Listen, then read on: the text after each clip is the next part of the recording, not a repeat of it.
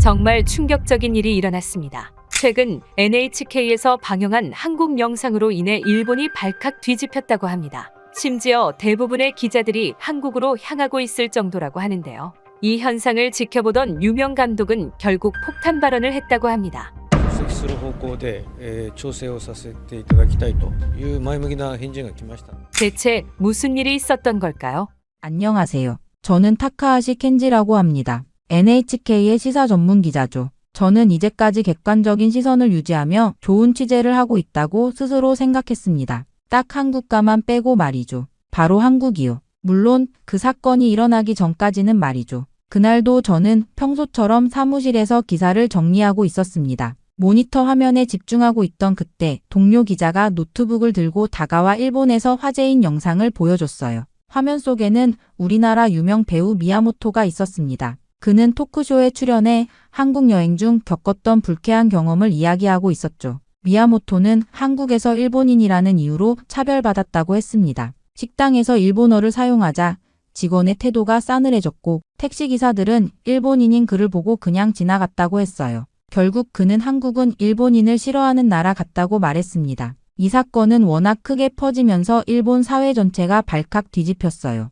SNS와 커뮤니티에서는 한국에 가지 말아야 한다거나 언제까지 이런 대우를 받아야 하냐는 격렬한 반응이 쏟아졌습니다. 일부 언론에서도 한국의 일본인 차별 문제를 대대적으로 보도했죠. 그때였습니다. 사무실 전화벨이 울렸죠. 편집장님이 저를 부르셨어요. 순간 가슴이 쿵쾅거렸습니다. 편집장실에 들어서자 편집장님은 이 사태를 우리가 직접 취재해야 한다고 말씀하셨습니다. 저는 완전히 당황했어요. 설마 저보고 한국에 가라는 건가 싶었죠. 편집장님은 제가 한일 관계 관련 기사도 많이 썼고 국제뉴스 경험도 많아 적임자라고 하셨습니다. 이번 논란이 실제로 어떤지 확인하고 오라는 지시였어요. 결국 저는 한국행을 수락했습니다. 저는 거절할 수 있는 위치가 아니었으니까요. 거절하게 되면 다음 승진은 물 건너간 거나 마찬가지였죠. 그렇게 사무실을 나와 비행기 티켓을 예약하는 동안 어릴 적 기억이 선명하게 떠올랐어요. 저희 집 거실에서 텔레비전을 통해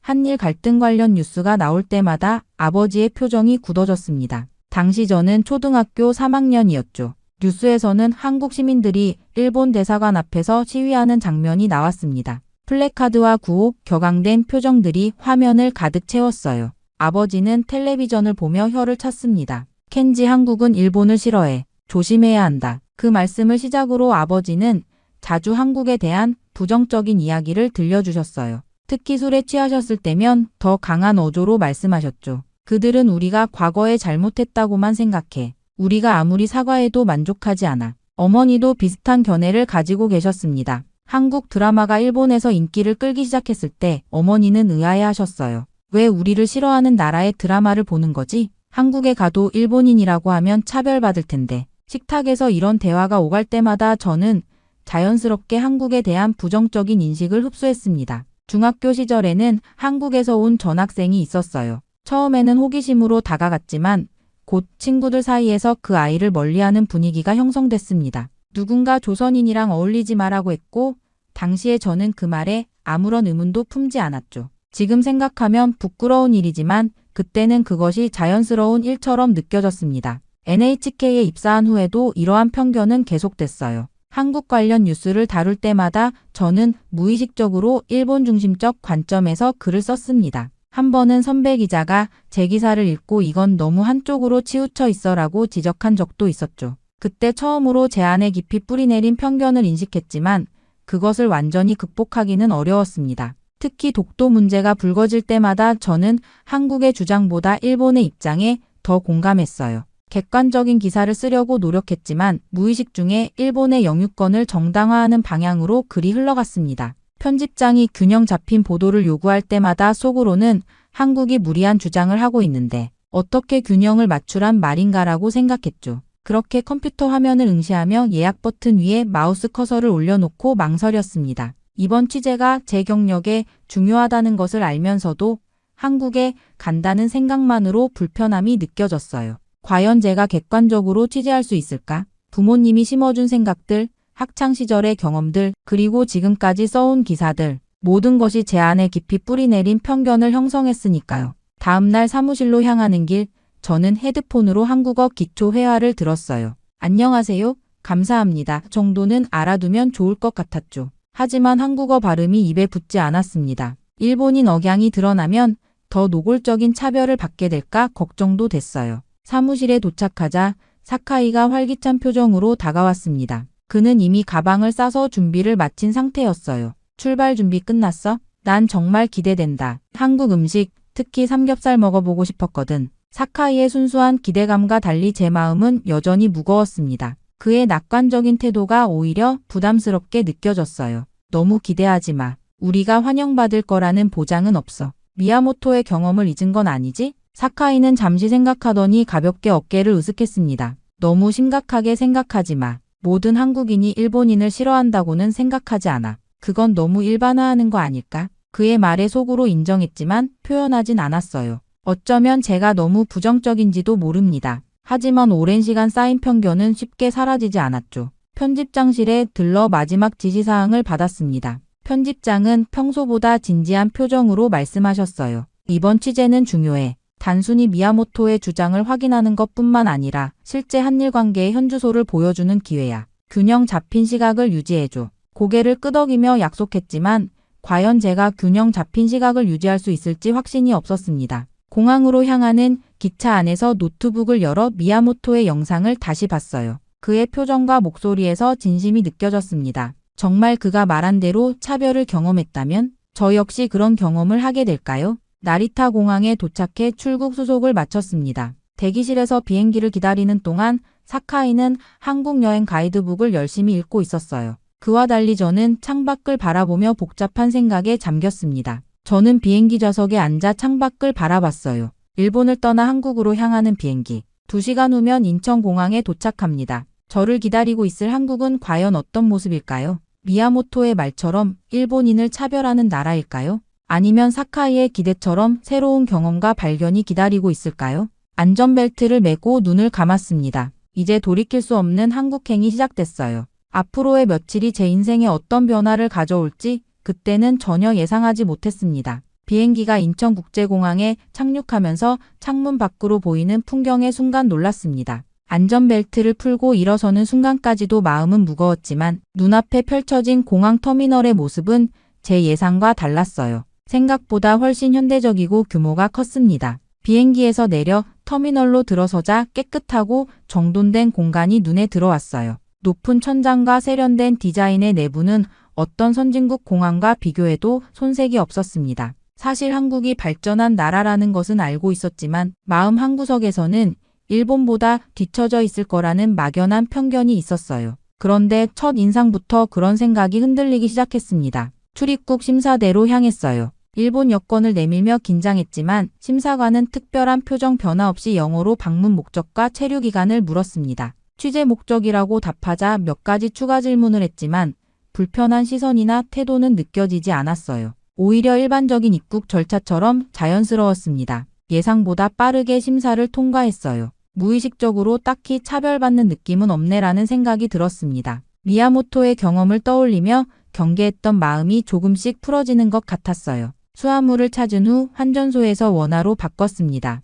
환전 창구 직원도 미소로 응대했고 영어와 간단한 일본어로 필요한 정보를 설명해줬어요. 일본인이라서 불친절하게 대한다는 느낌은 전혀 받지 못했습니다. 서울 시내로 가기 위해 안내판을 살펴보고 있는데 공항 안내 직원이 다가와 도움을 제안했어요. 그는 영어와 기초적인 일본어를 섞어가며 서울 시내로 가는 가장 효율적인 방법을 친절하게 설명해 주었습니다. 공항철도가 편리하다는 안내에 따라 승강장으로 향했어요. 곳곳에 일본어 안내도 되어 있어 길 찾기가 어렵지 않았습니다. 공항철도 승강장으로 향하는 동안 곳곳에 설치된 디지털 안내판과 깨끗한 시설에 감탄했어요. 기차는 정확히 시간표대로 도착했고 탑승 과정도 질서정연했습니다. 객실에 들어서자 깨끗한 좌석과 최신 시설이 눈에 들어왔어요. 도쿄의 나리타 익스프레스보다도 쾌적하다는 생각이 들었습니다. 창밖으로 보이는 풍경도 상상했던 것보다 훨씬 발전된 모습이었어요. 고층 빌딩들과 정돈된 도로 그리고 곳곳에 보이는 녹지 공간이 인상적이었습니다. 사카이는 창밖 풍경에 감탄하며 사진을 찍고 있었어요. 저도 모르게 긴장이 풀어지는 것을 느꼈습니다. 철도는 정확히 시간표대로 움직였고 강역에서의 안내 방송도 한국어뿐만 아니라 영어, 중국어, 일본어로도 나왔어요. 이런 세심한 배려에 다시 한번 놀랐습니다. 미야모토가 경험했다는 차별적인 모습은 적어도 지금까지는 찾아볼 수 없었어요. 서울 시내가 가까워질수록 창밖 풍경은 더욱 현대적으로 변했습니다. 한강을 건너는 순간 그 웅장한 모습에 감탄했어요. 강변을 따라 늘어선 고층 아파트와 빌딩들, 그리고 강을 가로지르는 아름다운 다리들이 인상적이었습니다. 한국에 대해 많이 잘못 알고 있었나? 이 질문이 마음속에 자리 잡기 시작했어요. 지금까지 가지고 있던 한국에 대한 이미지와 실제 눈앞에 펼쳐진 모습 사이에는 큰 괴리가 있었습니다. 적어도 겉으로 보이는 모습만큼은 제가 알던 한국과 달랐어요. 그렇게 저는 서울역에서 택시를 타고 예약해둔 호텔에 도착했습니다. 체크인 과정도 예상보다 수월했어요. 프런트 직원은 영어와 약간의 일본어를 섞어가며 친절하게 응대했습니다. 짐을 풀고 잠시 휴식을 취한 후 서울 도심을 둘러보기로 했어요. 사카이는 자료 정리를 위해 호텔에 남기로 했고 저는 혼자 거리로 나섰습니다. 호텔을 나서자 활기찬 서울의 거리가 눈앞에 펼쳐졌어요. 높은 빌딩들과 화려한 간판, 분주하게 오가는 사람들. 도쿄와 비슷하면서도 다른 분위기가 느껴졌습니다. 처음 보는 한글 간판들을 구경하며 거리를 걷다 보니 어느새 방향 감각을 잃었어요. 지도 앱을 열어보았지만 한글로 된 지명을 식별하기 어려웠습니다. 주변을 둘러보며 길을 찾으려는데 갑자기 한 청년이 다가왔어요. 그는 제가 길을 헤매고 있다는 것을 눈치챈 듯 했습니다. 어디 가세요? 도와드릴까요?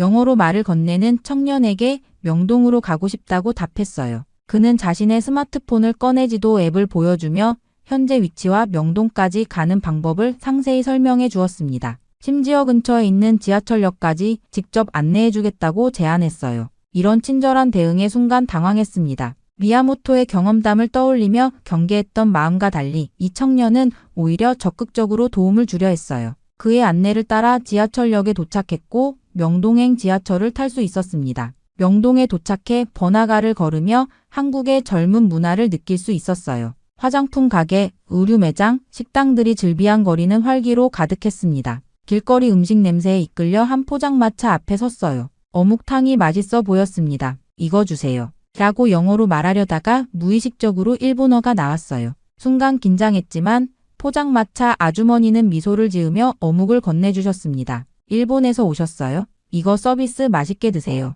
아주머니는 어묵 1개를 더 접시에 올려주셨어요. 이런 친절함에 깜짝 놀랐습니다. 일본인이어서 차갑게 대할 줄 알았는데 오히려 친절하다니. 이런 생각이 머릿속을 스쳤어요. 어묵을 맛있게 먹고 있는데 옆에 있던 한국인 커플이 일본어로 말을 걸어왔습니다. 도쿄에 여행 다녀온 적이 있다며 일본의 어느 지역에서 왔냐고 물었어요. 짧은 대화였지만 그들의 눈빛이나 태도에서 적대감은 전혀 느껴지지 않았습니다. 거리를 계속 걸으며 현지인들과 몇 번 더 짧은 대화를 나눴어요. 길을 물었을 때도 가게에서 물건을 살 때도 제가 일본인이라는 사실을 알고 난 후에도 한국인들의 태도는 변함없이 친절했습니다. 명동 한복판에서 잠시 멈춰 서서 생각에 잠겼어요. 지금까지의 경험은 미야모토가 말한 것과 완전히 달랐습니다. 일본인이라는 이유로 차별받기는커녕 오히려 특별한 관심과 친절함을 받고 있었어요. 내가 가지고 있던 한국에 대한 이미지가 틀린 건가?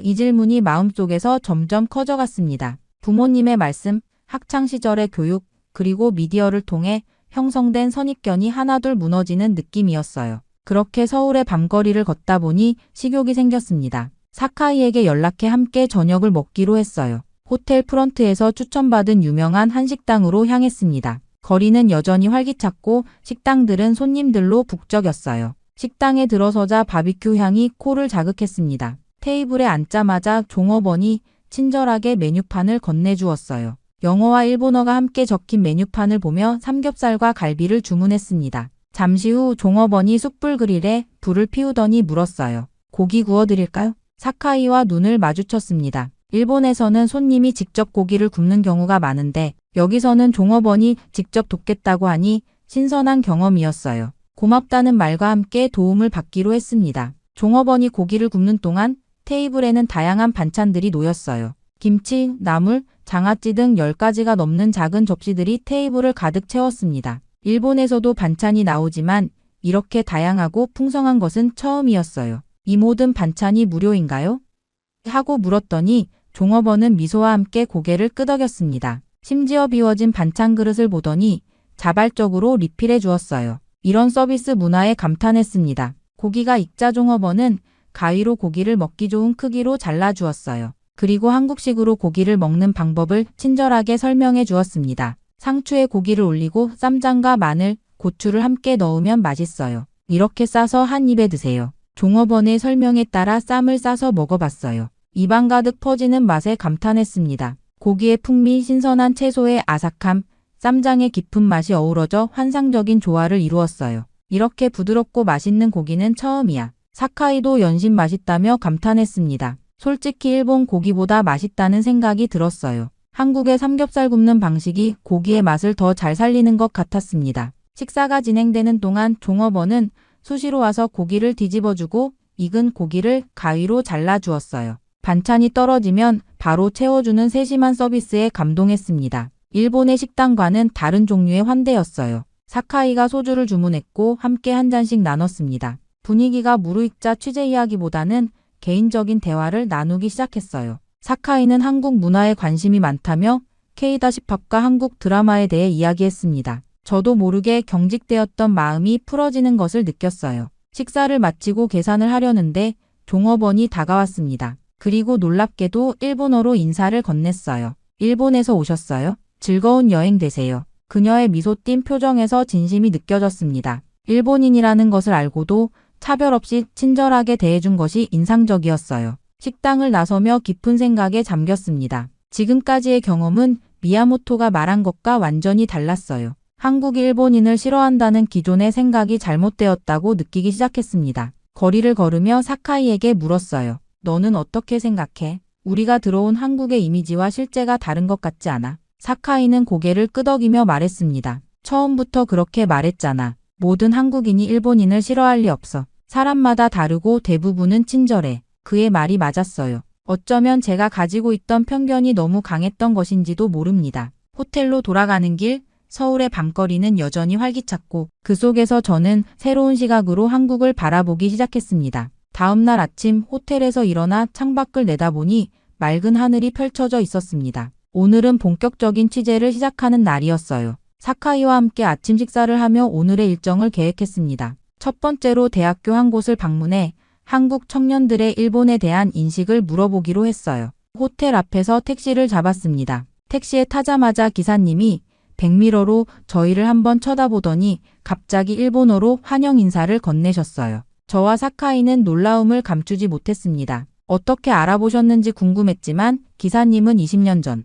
일본에서 3년간 일했던 경험이 있다며 일본인의 특징을 알아보는 게 어렵지 않다고 설명하셨어요. 기사님은 저희가 취재차 왔다는 것을 알고 더욱 흥미롭게 대화를 이어나가셨습니다. 일본 어느 지역에서 왔는지, NHK에서 어떤 일을 하는지 물어보셨어요. 편안한 분위기 속에서 대화가 오갔습니다. 서울에서 꼭 가봐야 할 곳들을 추천해 주시는 기사님의 친절함이 느껴졌어요. 특히 남산타워의 야경을 강조하시며 서울의 전경을 한눈에 볼 수 있다고 하셨습니다. 밤에 방문하면 더 좋을 거라는 조언도 잊지 않으셨어요. 택시 안에서의 대화는 자연스럽고 즐거웠습니다. 기사님은 한일 관계에 대해서도 솔직한 의견을 말씀해 주셨어요. 정치는 복잡하지만 사람 사이의 관계는 그렇게 어렵지 않다는 그의 말씀이 마음에 와닿았습니다. 그도 일본에서 좋은 추억이 많다고 하셨어요. 목적지에 도착하자 요금을 확인하고 지갑을 꺼냈습니다. 요금을 지불하고 택시에서 내리려는 순간 기사님이 급하게 저를 불렀어요.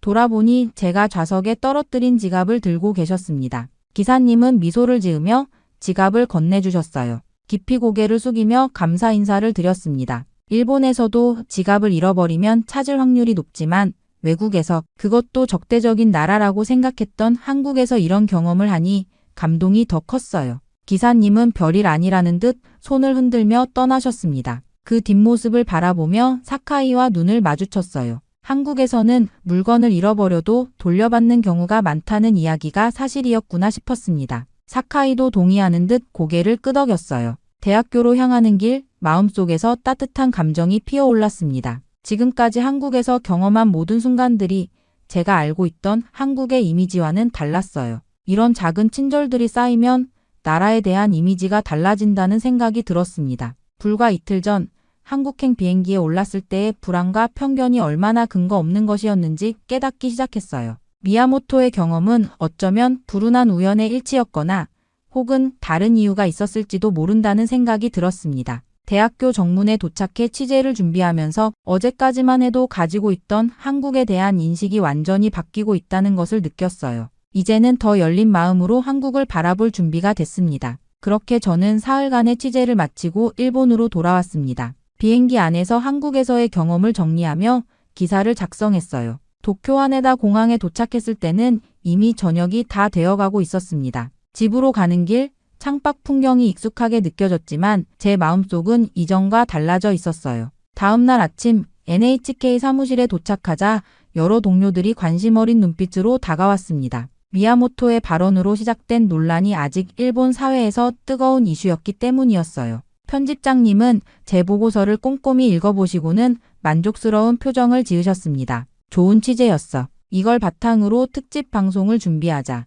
며칠 후 저는 NHK의 시사 프로그램에 출연하게 되었어요. 스튜디오는 긴장감으로 가득했습니다. 진행자는 제게 예상했던 질문을 던졌어요. 타카하시 기자님, 한국에서 일본인 차별을 직접 경험하셨나요? 카메라가 저를 비추는 순간 지난 며칠간의 경험이 머릿속을 스쳐 지나갔습니다. 깊은 숨을 들이마시고 조용히 웃으며 대답했어요. 솔직히 말씀드리자면 저는 한국에 가기 전 한국이 일본인을 싫어한다고 생각했습니다. 하지만 그건 잘못된 편견이었어요. 제가 만난 한국인들은 대부분 따뜻하고 친절했습니다. 진행자의 표정이 놀라움으로 바뀌었어요. 아마 그도 다른 답변을 예상했던 것 같았습니다. 이어서 그가 물었습니다. 그렇다면 한국을 어떻게 평가하시겠습니까? 진지하게 말씀드렸어요. 한국은 일본과 문화적으로 가까우면서도 다른 매력을 가진 나라였습니다. 음식, 사람들의 따뜻한 마음, 그리고 신뢰할 수 있는 사회 시스템까지. 제가 가지고 있던 선입견이 얼마나 어리석었는지 깨달았어요.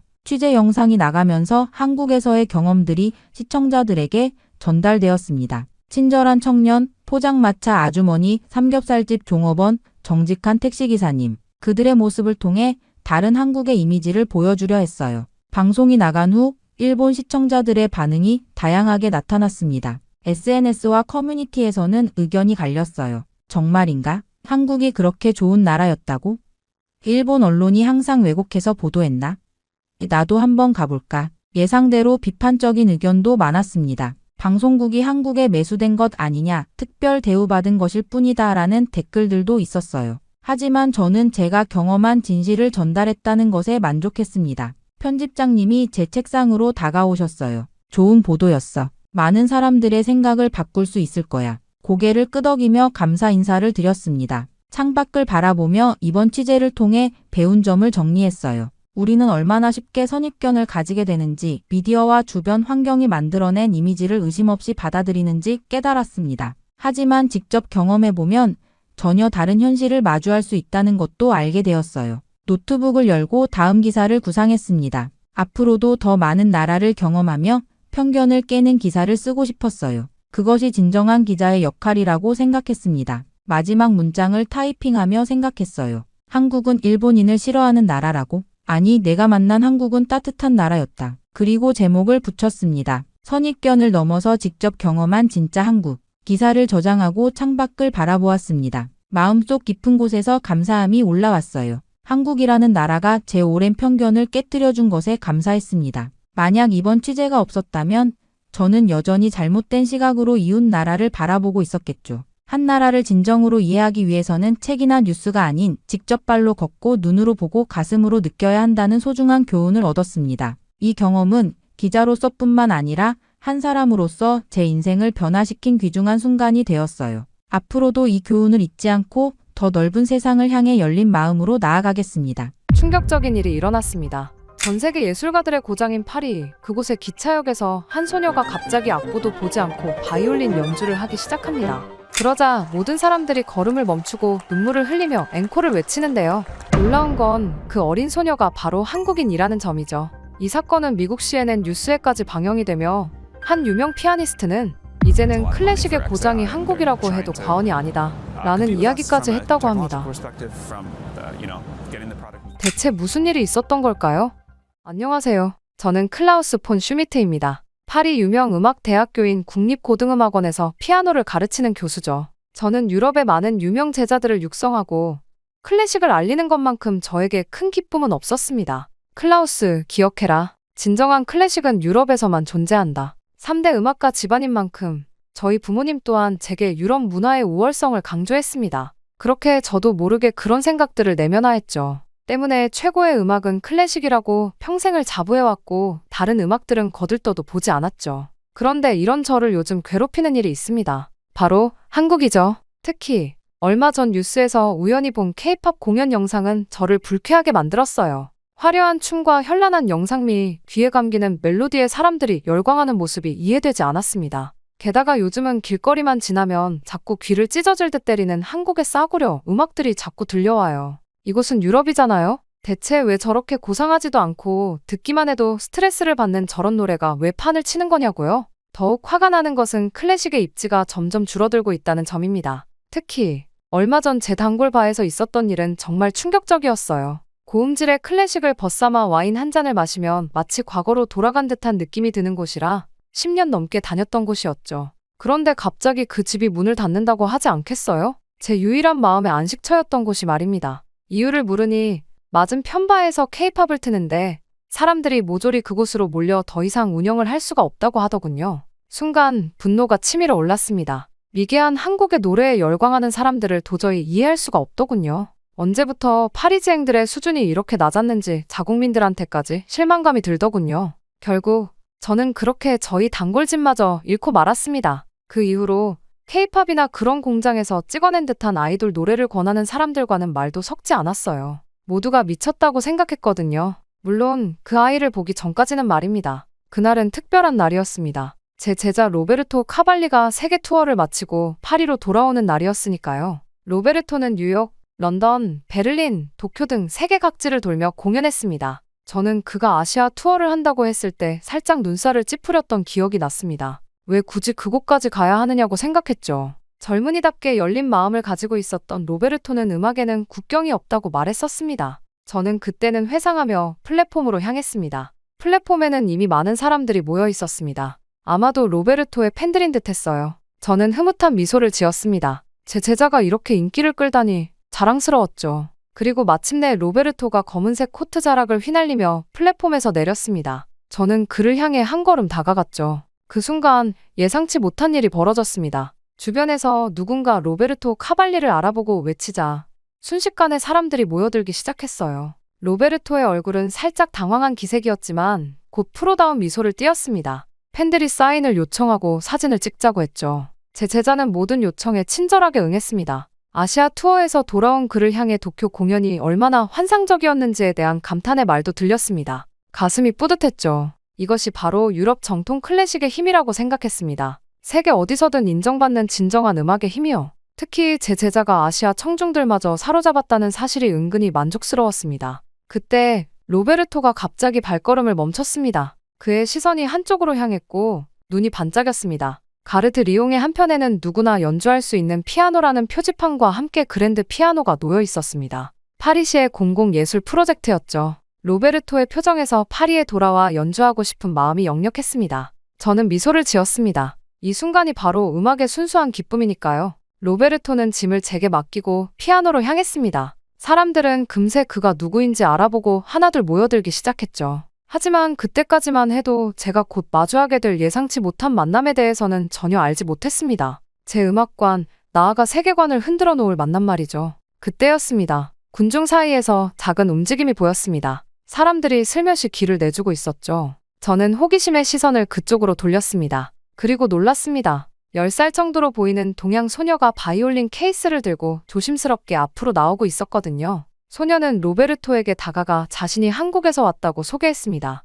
그리고 바이올린을 가리키며 이 곡을 조금 알고 있으니 함께 연주하고 싶다는 의사를 표현했습니다. 제 가슴속에서 불편한 감정이 피어올랐습니다. 유럽 클래식의 영역에 감히 한국 소녀가. 이건 말도 안 되는 일이었습니다. 로베르토의 반응은 제 예상과 달랐습니다. 그는 환한 미소를 지으며 고개를 끄덕였고 피아노에서 조금 물러나 소녀에게 자리를 내주었습니다. 소녀의 얼굴에 기쁨이 번졌습니다. 그녀는 서둘러 바이올린 케이스를 열고 악기를 꺼냈죠. 저는 그 광경을 지켜보며 불쾌감이 치밀어 올랐습니다. 세계적인 피아니스트와 함께 연주한다고. 파리 한복판에서? 이런 철없는 용기가 어디서 나오는 걸까요? 아마도 부모님이 소녀를 과대평가하는 모양이라고 생각했습니다. 동양인들이 자녀 교육에 광적이라는 얘기는 들었지만 이 정도일 줄은 몰랐습니다. 소녀는 바이올린을 턱에 고정시키고 조율을 시작했습니다. 그 모습은 적어도 전문가처럼 보였죠. 하지만 저는 여전히 회의적이었습니다. 기껏해야 몇 년 배운 아마추어일 테니까요. 로베르토가 소녀에게 말을 걸었습니다.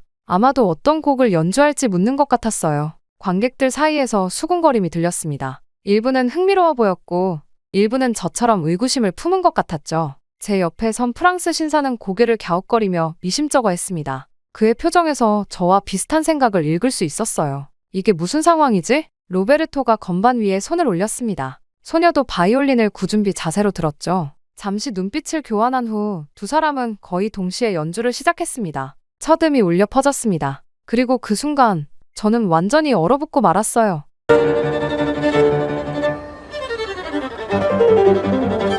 소녀의 연주 기술은 놀라웠습니다. 단순히 잘 안다는 수준이 아니었어요. 그녀는 음악을 완전히 이해하고 있었고 감정을 실어 표현할 줄 알았습니다. 로베르토도 놀란 표정이었지만 곧 프로다운 집중력으로 소녀의 연주에 맞추어 나갔죠. 소녀의 바이올린에서 흘러나오는 선율은 점점 더 강렬해졌습니다. 그녀는 눈을 감고 음악에 완전히 몰입한 상태였죠. 로베르토와 소녀 사이에는 말로 설명할 수 없는 음악적 교감이 형성되고 있었습니다. 마치 오랫동안 함께 연주해온 듀오처럼요. 연주가 흐르는 가운데 저는 점점 더 혼란스러워졌습니다. 처음에는 소녀가 곧 실수를 할 것이라 예상했습니다. 기교적으로 어려운 부분에서 멈칫하거나 표현력이 부족할 것이라 생각했죠. 하지만 그런 일은 일어나지 않았어요. 오히려 소녀의 연주는 점점 더 깊어졌습니다. 바이올린의 음색은 때로는 속삭이듯 부드럽게, 때로는 열정적으로 타올랐어요. 그녀의 작은 몸에서 어떻게 이런 풍부한 표현이 나올 수 있는지 의아했습니다. 로베르토도 놀란 듯 했지만 곧 전문가답게 소녀의 연주에 완벽하게 호흡을 맞추었죠.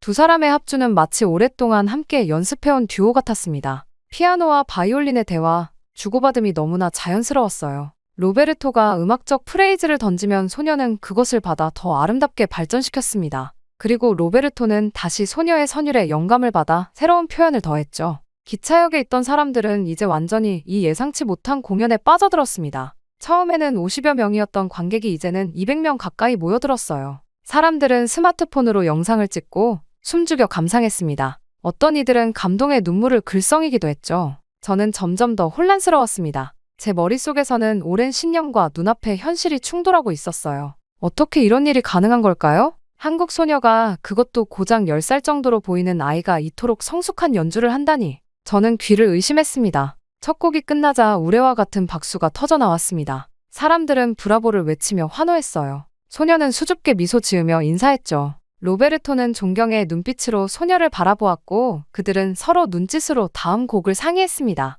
놀랍게도 그들은 더욱 깊은 정신성을 요구하는 클래식 명곡을 연주하기 시작했습니다. 제가 학생들에게 이 곡을 가르칠 때는 항상 강조했습니다. 이 곡은 단순히 연주하는 것이 아니라 영혼을 담아야 한다. 고요. 소녀의 바이올린에서 흘러나오는 음악은 놀라웠습니다. 그녀는 단순히 음표를 읽고 연주하는 것이 아니라 음악의 본질을 이해하고 있었어요. 매 프레이즈마다 깊은 호흡과 함께 바이올린이 마치 노래하는 것 같았습니다. 로베르토의 피아노는 소녀의 연주를 완벽하게 받쳐주었죠. 그 순간 제 안에서 무언가가 흔들렸습니다. 설마 한국에도 이런 재능이? 이런 의문이 머릿속을 스쳤습니다. 그동안 저는 진정한 클래식 음악은 유럽의 전유물이라고 굳게 믿어왔습니다. 아시아 음악가들은 단지 기교만 뛰어날 뿐 진정한 음악적 깊이는 없다고 생각했죠. 마지막 음이 공중에 울려 퍼지고 순간 기차역 전체가 정적에 휩싸였습니다. 그리고 곧이어 폭발적인 박수와 환호성이 터져 나왔어요. 사람들은 자리에서 일어나 기립박수를 쳤습니다.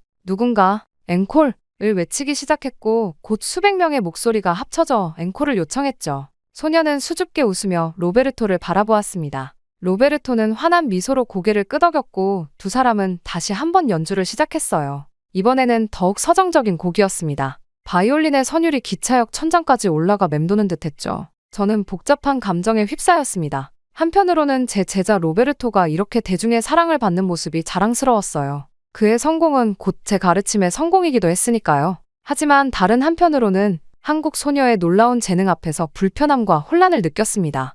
평생을 유럽 클래식 음악의 우월함을 믿으며 살아왔는데 그 신념이 흔들리는 경험은 결코 편안하지 않았어요. 게다가 그 소녀는 한국에서 왔다고 했습니다. 아시아 국가 중 하나일 뿐이라고 생각했던 나라에서 이런 천재적인 음악성을 지닌 아이가 나올 수 있다는 사실이 저를 혼란스럽게 했죠. 앵콜 연주가 끝나고 다시 한번 우레와 같은 박수가 쏟아졌습니다. 사람들은 소녀에게 다가가 축하 인사를 건넸고 일부는 사인을 요청하기도 했어요. 로베르토도 많은 주목을 받았지만 오늘의 진정한 주인공은 소녀였습니다. 제 제자는 자신보다 소녀에게 스포트라이트가 쏟아지는 상황에서도 전혀 불편한 기색이 없었어요. 오히려 그는 소녀를 진심으로 존중하고 그녀의 재능에 감탄하는 모습이었습니다. 그 모습을 보며 저는 다시 한번 생각에 잠겼죠. 로베르토는 유럽에서 태어나고 자랐지만 음악에 있어서는 제가 가진 편견에서 자유로워 보였습니다. 혼잡한 상황이 조금 정리되자 소녀의 부모로 보이는 동양인 부부가 다가왔습니다. 그들은 로베르토와 저에게 공손하게 인사하며 감사 인사를 전했어요.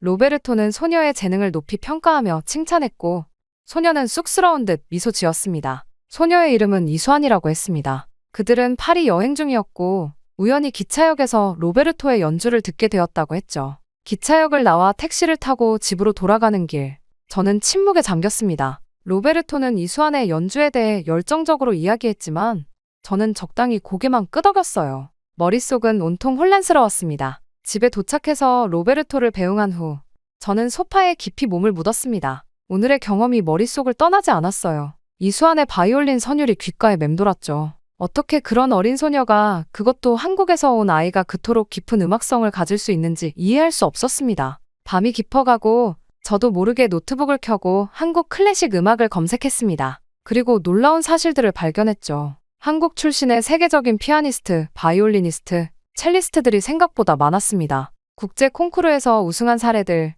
유명 오케스트라와 협연한 기록들, 세계 유수의 음악학교에서 가르치는 교수들까지 한국의 클래식 음악 교육 시스템에 대한 기사도 읽었습니다. 어린 시절부터 엄격한 훈련을 받고 재능 있는 아이들을 조기에 발굴해 집중 교육한다는 내용이었죠. 머릿속에 이수환의 모습이 떠올랐습니다. 아마도 그녀도 이런 시스템 속에서 자란 것이겠죠. 밤늦게까지 자료를 찾아보다 문득 정신을 차렸습니다. 제 모니터 화면은 한국 음악가들의 정보로 가득 차 있었어요. 결국 저는 그날 밤을 셀 수밖에 없었죠. 그 만남 이후 몇 주가 지났습니다. 저는 다시 일상으로 돌아와 파리 국립고등음악원에서 학생들을 가르치고 있었습니다. 이수환과의 만남은 점차 희미해지는 듯했지만 가끔씩 그녀의 연주가 문득 떠오르곤 했죠. 그럴 때면 저는 고개를 저으며 생각을 떨쳐냈습니다. 한 번의 만남으로 평생의 신념이 흔들릴 수는 없다고 스스로를 다독였어요. 어느 화창한 오후 사무실로 돌아오자 비서가 우편물을 건네주었습니다. 그중 고급스러운 봉투 하나가 눈에 띄었죠.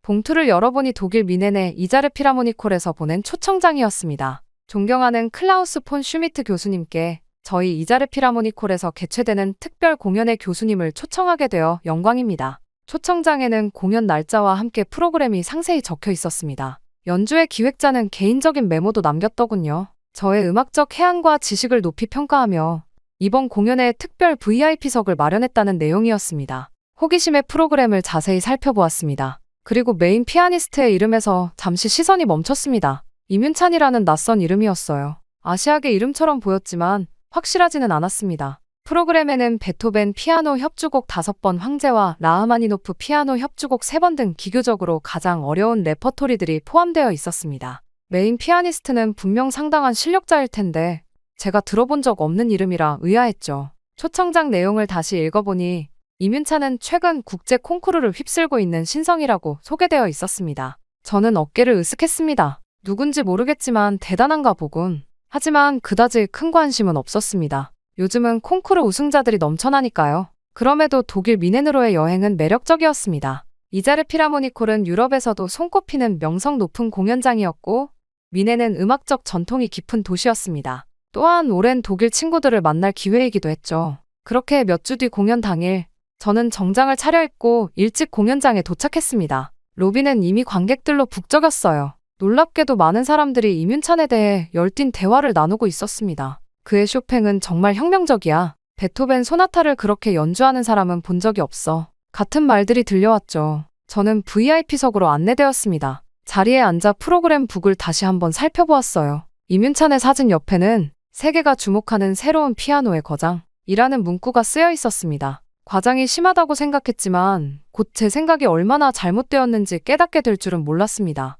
공연장이 완전히 채워지고 불이 어두워졌습니다. 무대에 한 젊은 아시아인이 등장하자 관객들의 열렬한 환호성이 터져나왔어요. 이민찬이었습니다. 그는 겸손하게 고개를 숙여 인사한 후 피아노 앞에 앉았습니다. 첫 곡의 첫 음이 울려 퍼지는 순간 저는 충격을 받았습니다.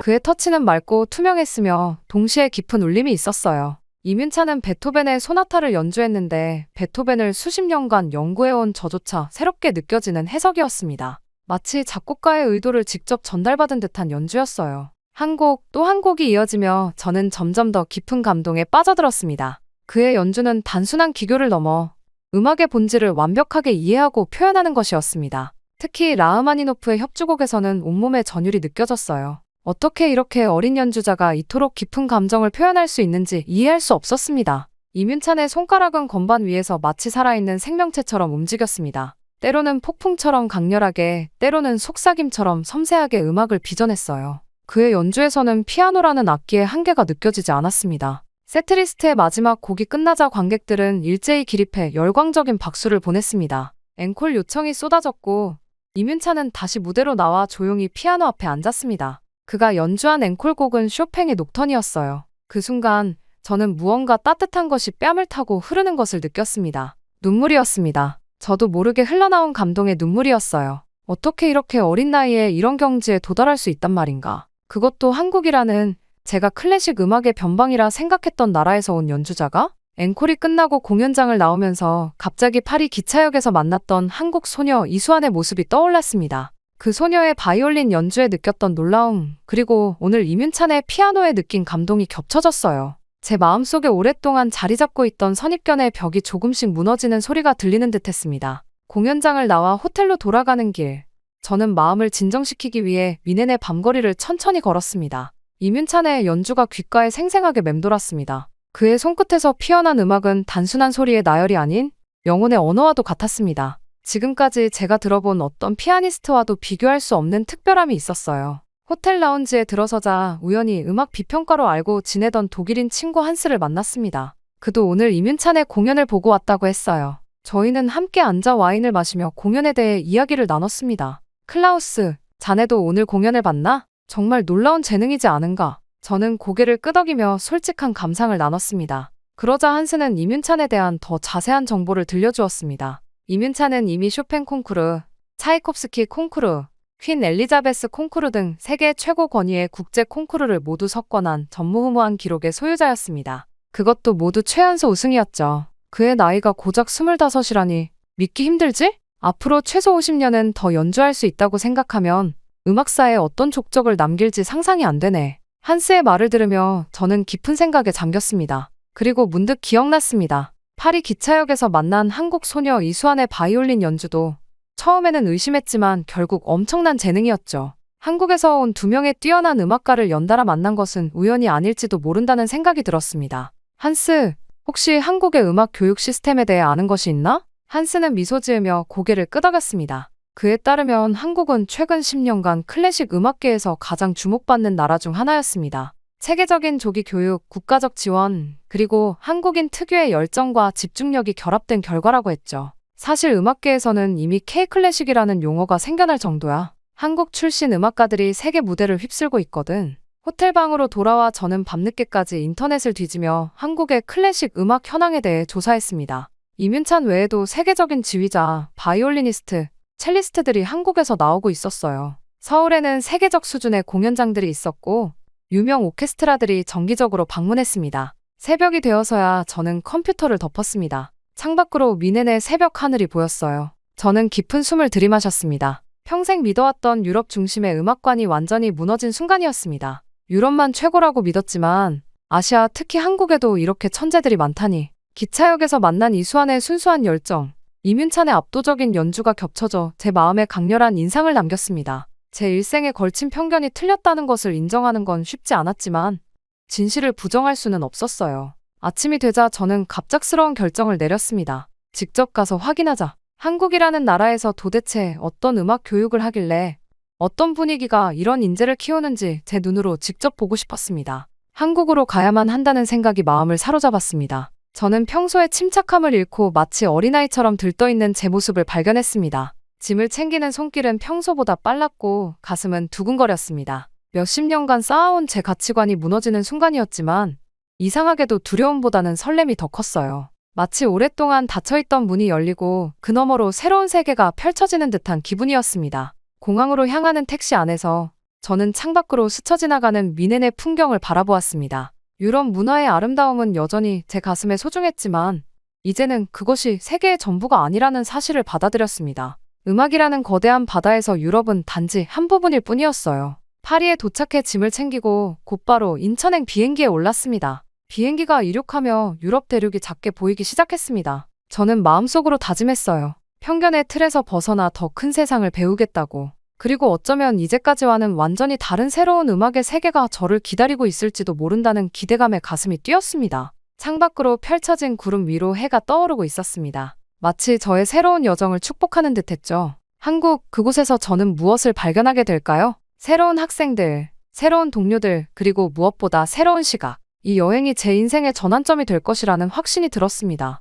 음악은 국경이 없다는 말을 평생 입으로만 했던 것 같습니다. 제 마음속으로 중얼거렸습니다. 이제야 진정으로 그 의미를 이해하게 되었네요. 한국이라는 나라를 통해 제 편견이 깨졌고 소중한 교훈을 얻었습니다. 유럽 중심의 좁은 시각에서 벗어나 더 넓은 세계로 나아갈 준비가 되었어요. 한국에서 저는 또 어떤 음악적 영감을 얻게 될지, 어떤 새로운 재능들을 만나게 될지 생각만 해도 가슴이 벅차오릅니다. 이것이 바로 진정한 음악가의 여정이 아닐까요? 비행기는 동쪽으로 계속 날아갔고 저는 새로운 시작을 향해 마음을 열었습니다.